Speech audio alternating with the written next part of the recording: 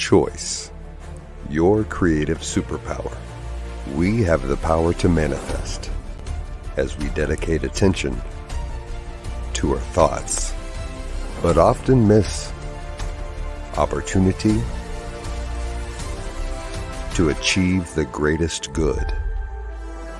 Your superpower is waiting to be unleashed to unlock a fuller, more rewarding world for all. Join us every Thursday at noon Mountain Time for Choice, your creative superpower with Zoe Muro.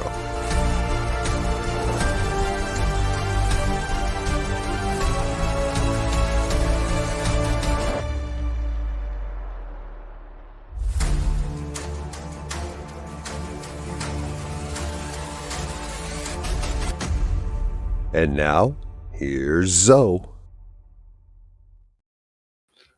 Hi, folks. Welcome to the New Thought Media Network, and welcome to Choice, your creative superpower. My name is Zoe Muro, and I am once again delighted to be your host. If you're coming back, it's good to have you here again. And if this is your first time, well, welcome.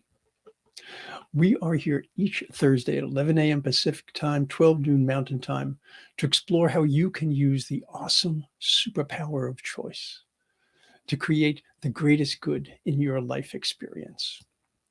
I'm a religious science practitioner at the Oakland Center for Spiritual Living in Northern California and a transformational coach. I work with people who are looking to live their lives to the fullest.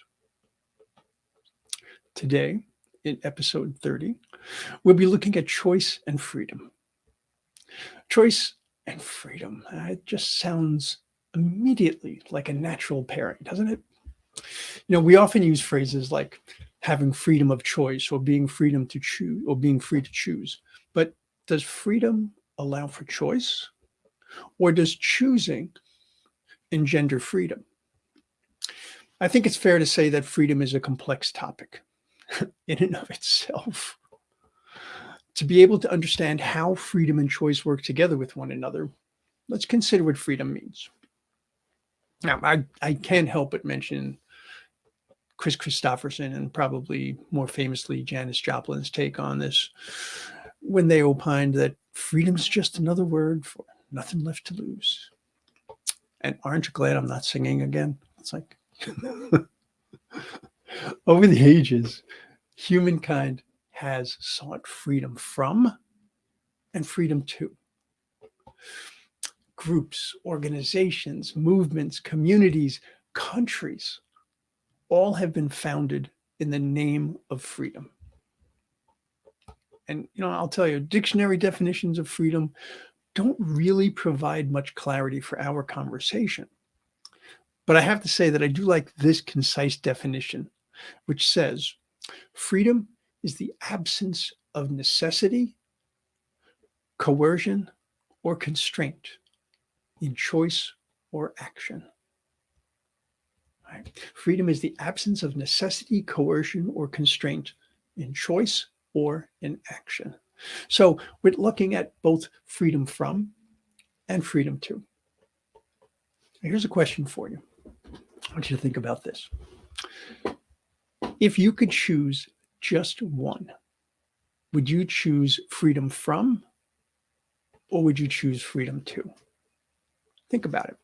If any time you had an opportunity to make a choice about freedom, you could only choose one, from or to, which one would you pick? No, I'm not going to tell you my answer right now. Maybe later. Fortunately, though, we don't have to limit ourselves to choosing between freedom from and freedom to. We have the opportunity to work towards either. So let's see how the from to choices might differ as we go through all of this. If I'm looking for freedom from something, I first had to acknowledge that in some way my freedom was being compromised and then choose to address it.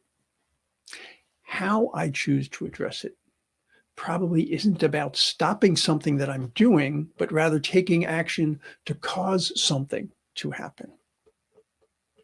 So freedom from religious persecution could require changes in education or changes in law. perhaps even where we choose to live. We've certainly seen this play out over the centuries. In fact, I would be willing to say that freedom from always requires a corresponding action or actions. Hmm. I wonder, maybe every freedom from has a corresponding freedom to.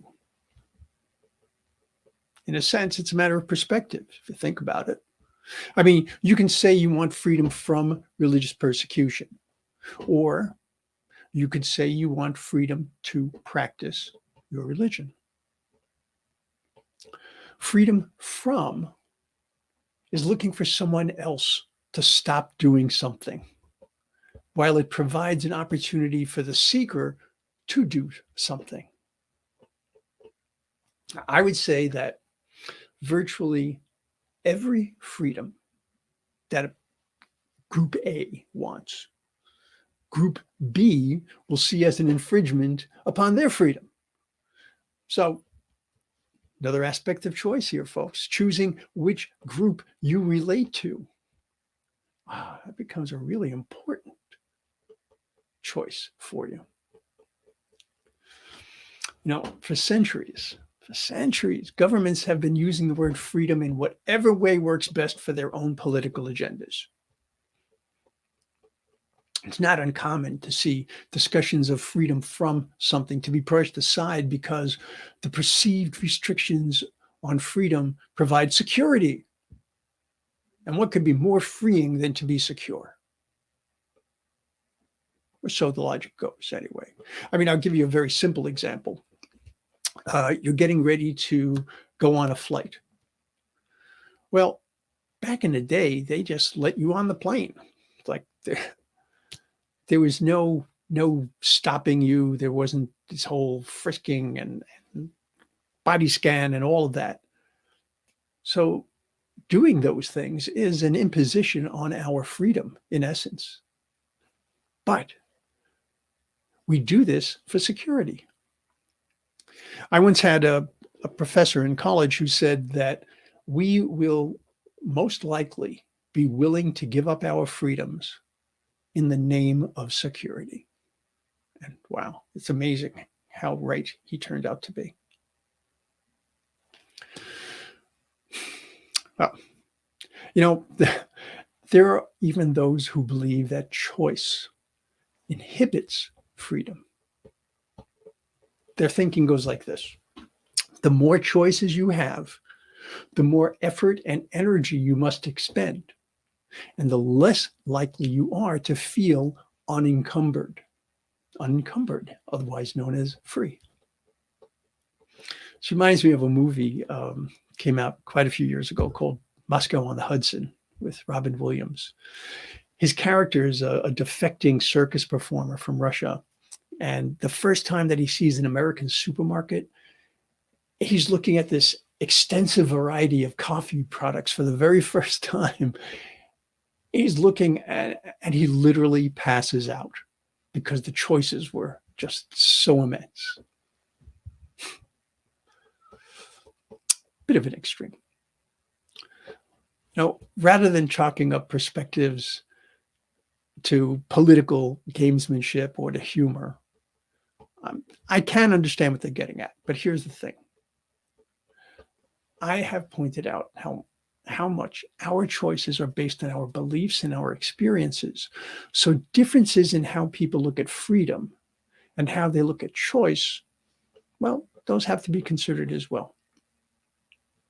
For me, given the philosophy of New Thought, which is, in essence, the cornerstone of my spiritual practice and my beliefs, I know that existence is even more grand, more enormous, more abundant than I could ever imagine. That means for me that my choices are quite literally unbounded. And that, to me, is freedom, or at least part of freedom. Not only being able to choose, but to have my choice co-create my best existence. That is definitely freedom. Now, having said that, freedom isn't exactly free. It definitely takes a concerted effort to recognize freedom, just as it does to recognize our choice points. Choice points being the opportunities to make a choice. And then it takes a concerted effort to live according to those choices. So, for example, if I choose to be free from judging others, then I'm also choosing not simply to be neutral or uncaring, but literally to be more loving, to be more compassionate, to be more understanding. Those would be choices that I make. But not not everyone would necessarily feel the necessity to act in the same way. So I have chosen to be free from judgment, and I have chosen to be more loving, more open and understanding. And I will make choices, most likely, that will be consistent with that to ensure my success, to not harbor resentments, to not blame or shame, to encourage, to support, to uplift others. Hey, uplift myself for that matter.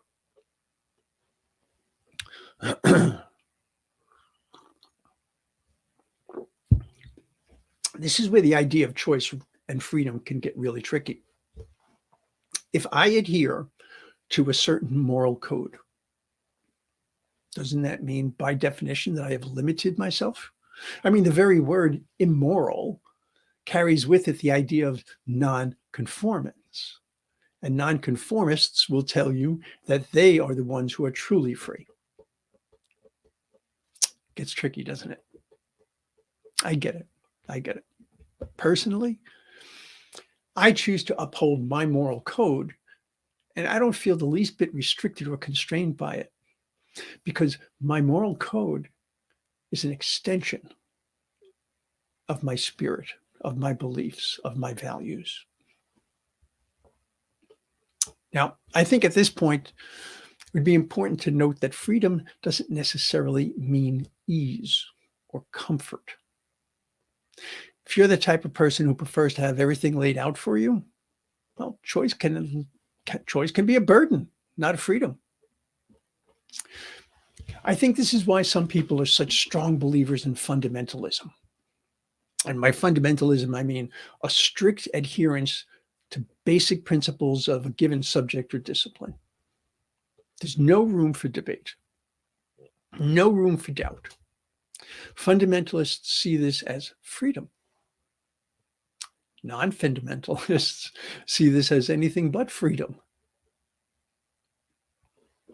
So I suppose we all choose our freedoms when we have the opportunity to do so. Correction. We all choose our freedoms when we are aware that we have the opportunity to do so.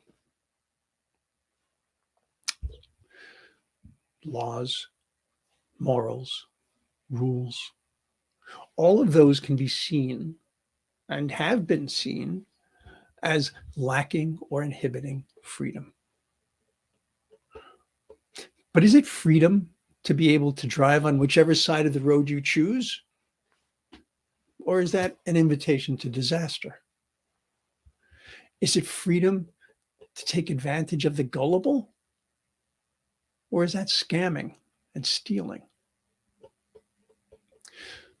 Is it freedom to be able to make a choice of A rather than B? Or is it a sacrifice because you have to give up something that's appealing? Is it freedom to say, no, I'm not going to wear a mask in this crowded room? Or is it infringing upon the freedom of those in the room who are concerned about airborne illnesses because of their health status? So you see, we choose many, many times what we consider to be free and what we consider to be restriction. If we all agreed on what freedom is, we'd have no slavery. We'd have no forced labor. We'd have no political prisoners. But then again, we would have to choose to expand our understanding of what humanity truly is, what we means, as opposed to what they mean.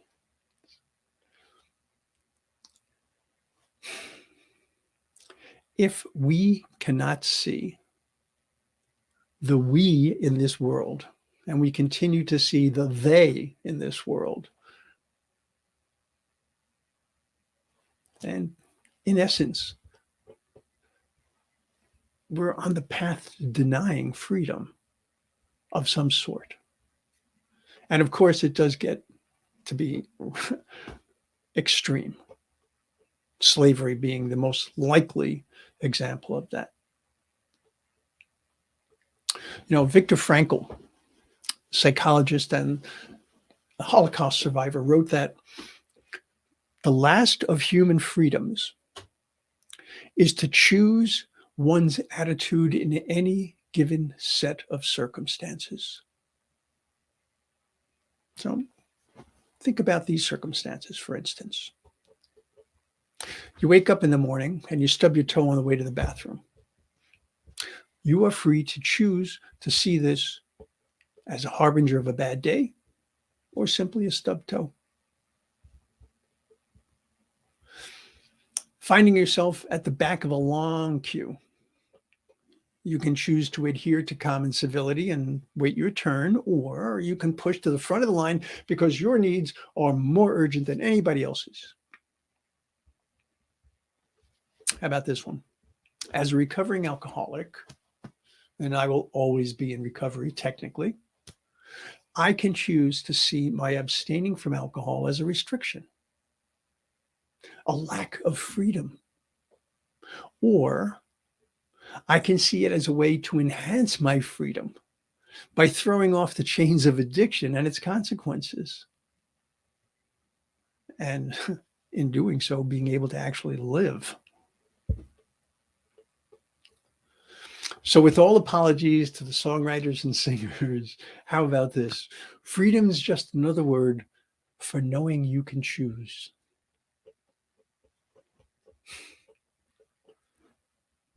And again, you're free from my singing. I spoke about freedom from and freedom to. Gaining freedom from something, whether it's a circumstance or a condition, oftentimes is not the end all and be all we might want it to be. For example, let's say we're mired in debt and we seek financial freedom. Yeah, I've been there and I've done that. In fact, I was many hundreds of thousands of dollars in debt at one point in my life with absolutely nothing to show for it other than potential lawsuits and a whole lot of pain. When I was able to get my head clear and take steps to free myself from that debt, I realized that unless I made a very significant series of changes in my life, I was simply going to fall right back into that black hole again. So I made a number of choices which would enable me to pay off my debt and ensure that I didn't repeat old patterns. It involved divesting myself of some possessions, moving to a much, much smaller place, finding ways to stretch every nickel I could scrape up. It was, to be perfectly honest, a very painful and restrictive way to live. But it led to my financial freedom. And even today, I'm free to choose whether I will acquire something or not. But it's always with the understanding that I'm living within my means, because that provides freedom for me. See, we have a number of comments here. I want to see what's going on. Okay, let's see. Hi, Wayne. Good to see you once again. He's up in Calgary. And hello, Christopher. Detroit, Michigan. Good to have you here. And Luis, good to see you once again. Hi, Lori. You like the idea of choosing the group, huh? It becomes very important.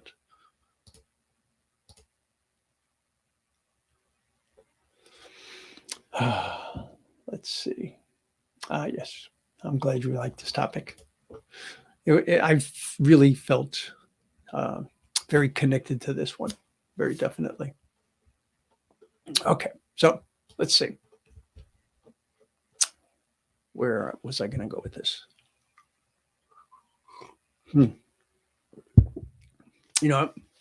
At the risk of being too political, in the United States, we have a constitution. And that constitution has a series of 10 amendments called the Bill of Rights. In this set of amendments, there are concepts like free speech, freedom from illegal search and seizure of property, a speedy and public trial by an impartial jury, etc. It's all there in the Constitution with these amendments. But those declarations of freedom, they're not guarantees of freedom. It takes vigilance. It takes oversight. It takes education. It takes dissemination of factual information. It takes election of truly civic-minded leaders. It takes oversight of many different organizations. It takes many actions that we, the people, must choose to take and uphold if we are to truly be free.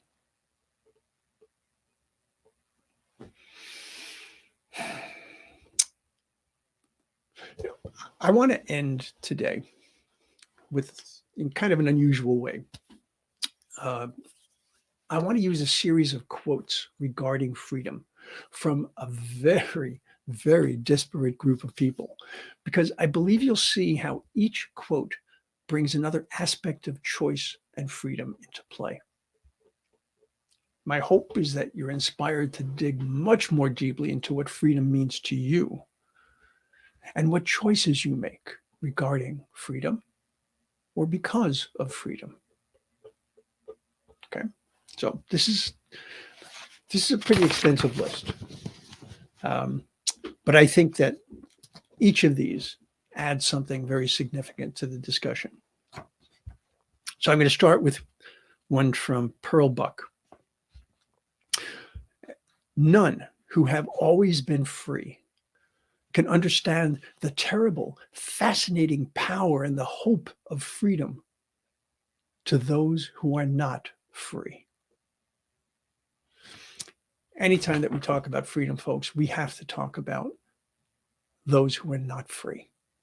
And I'm not just talking about people who literally are living in slavery. I'm talking about people who are not free because they do not have the same freedoms that each of us has.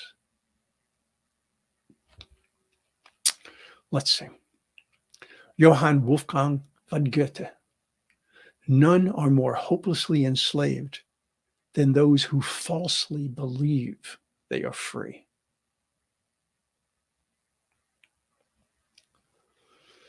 From Nelson Mandela. To be free is not merely to cast off one's chains, but to live in a way that respects and enhances the freedoms of others.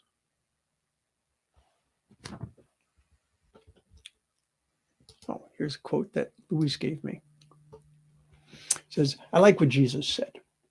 You shall know the truth, and the truth shall make you free. So let's choose fruit. Let's choose truth. Let's seek the truth. Amen. I like that a lot. Let's see. From Maya Angelou. The truth is, no one of us can be free until everybody is free.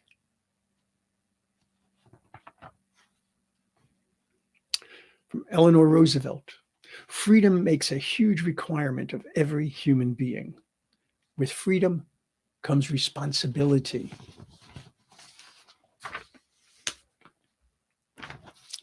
And working off that idea of responsibility, or what I might refer to as a moral imperative, these next three go together. First is from Peter Marshall. It says, may we think of freedom not as the right to do as we please, but as the opportunity to do what is right. Pope John Paul II said, freedom consists not in doing what we like, but in having the right to do what we ought. And Charles Kingsley, there are two freedoms. The false, where a man is free to do what he likes. The true, where he is free to do what he ought. I like those ideas of looking at freedom, not as simply permission to do whatever it is that you would like to do, but actually to be able to bring about a world that works for everyone, in essence. And then we have some quotes that really talk to the essence of what freedom can be. Frank Lloyd Wright said, freedom is from within. And Wayne gave me one here. I'll bring this one up. Wayne says, this is from Viktor Frankl, we have a right to choose our attitude. Absolutely. Which ties into my next one from Jean-Paul Sartre. Freedom is what you do with what's been done to you.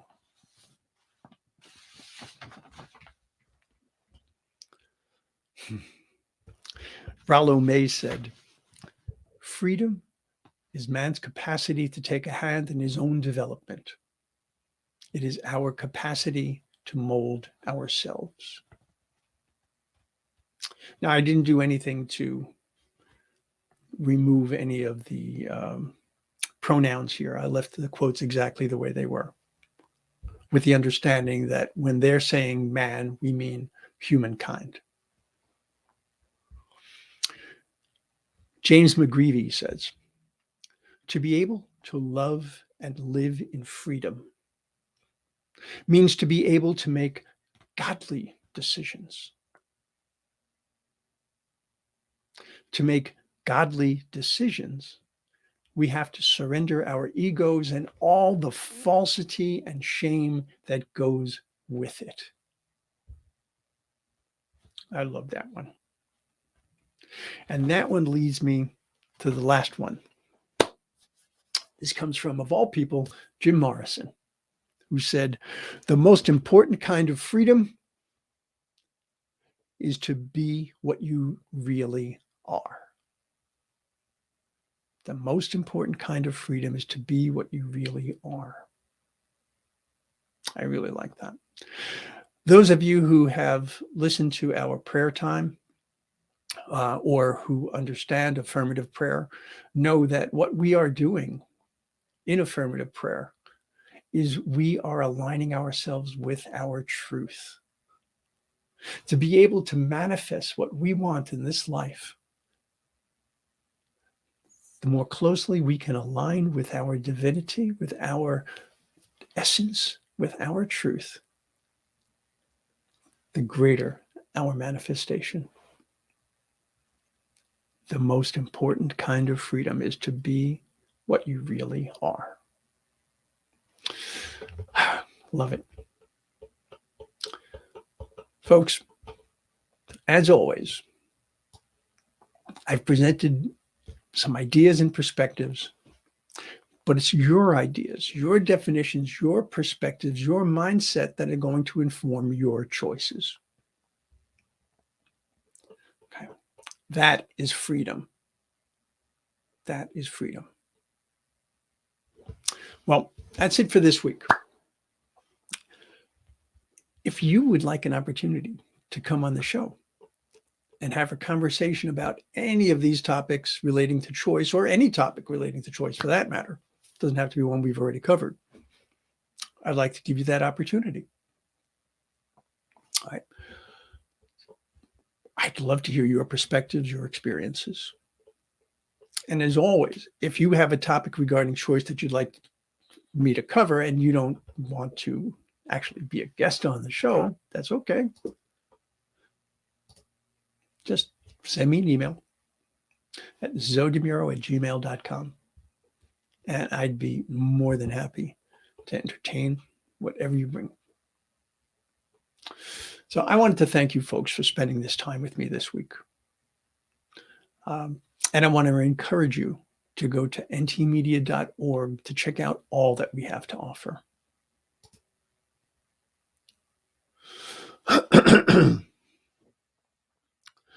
If you're looking for prayer, if you're looking for meditation, information, discussion, we've got all of that. Oh, Christopher, let's see. How can you connect with me? Through this email address, zodemuro@gmail.com.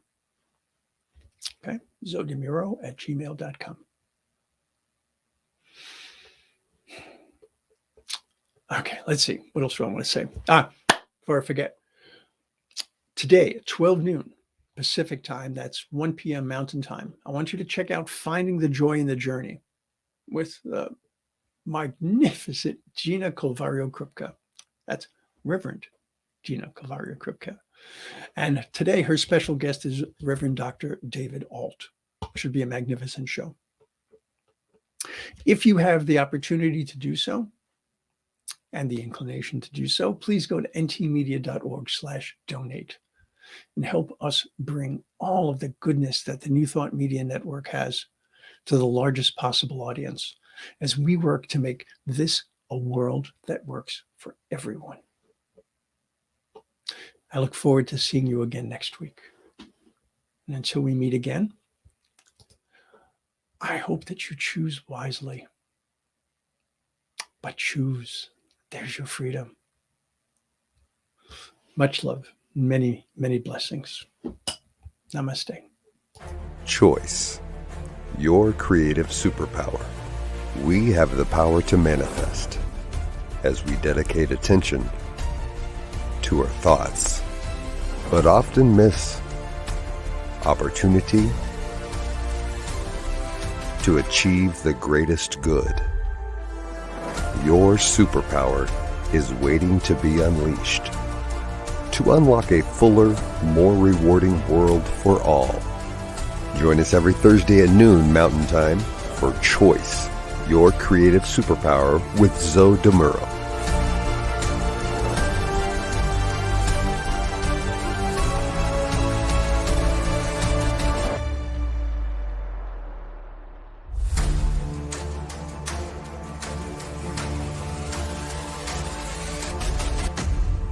And now,